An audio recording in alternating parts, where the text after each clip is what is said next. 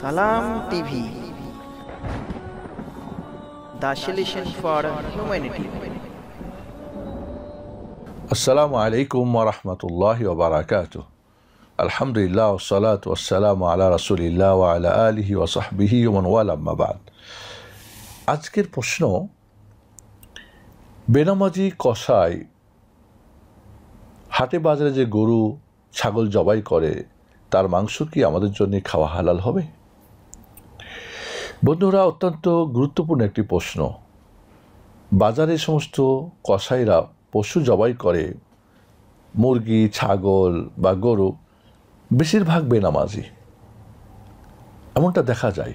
অনেক সময় একটা মাথায় টুপি নিয়ে মুখে দাঁড়িয়ে আসে কিন্তু নামাজ কালাম করে না। বেনামাজি সঠিক মতে টোটাল যে নামাজ পড়ে না সে কাফির।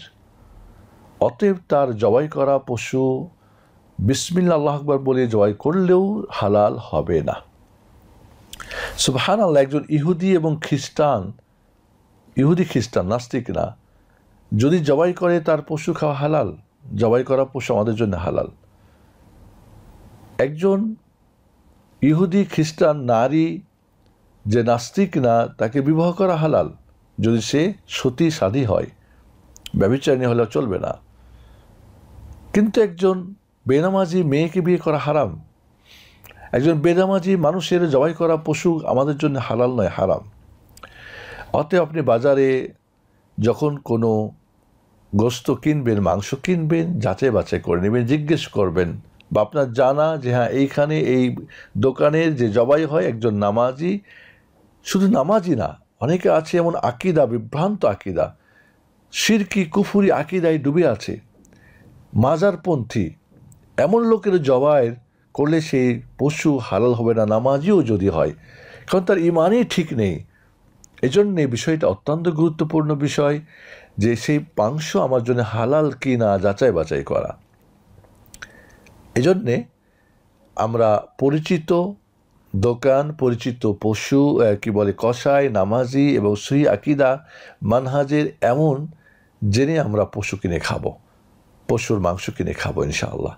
এটা আমাদের গুরুত্ব সহকারে বিষয়টা জানতে হবে এবং আমল করতে হবে। যত্রতত্র জবাই করেছে, কেন বা কারা করেছে আমার জানার দরকার কি, এমনটা অবহেলা করা মোটেই আমাদের জন্যে ঠিক হবে না। এজন্যে আমরা পশু জবাইয়ের ব্যাপারটাকে প্রয়োজনে, বাজারে গিয়েছেন, বাজারের মুরগি ব্যবসায়ী আপনাকে জবাই করে দিচ্ছে, ও নামাজ কালাম করে না, কোনো খবর নেই, আপনি নিজে জবাই করেন।